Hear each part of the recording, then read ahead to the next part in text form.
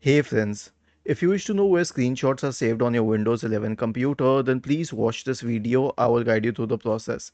So I'll press Windows plus Shift plus S and then I will take a screenshot.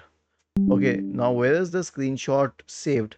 So automatically they are saved to the sniping tool markup. But if I wish to save them, okay, they will be saved in the pictures folder on OneDrive in a separate folder called screenshots. So I'll save it. Okay,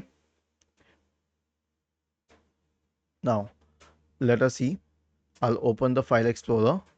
I will expand OneDrive. I'll go to the pictures folder.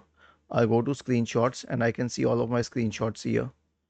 Was this helpful? If yes, then please subscribe to the channel. If not, then let us know in the comment section of our video on how we could help you further. Thank you for watching this video and have a nice day.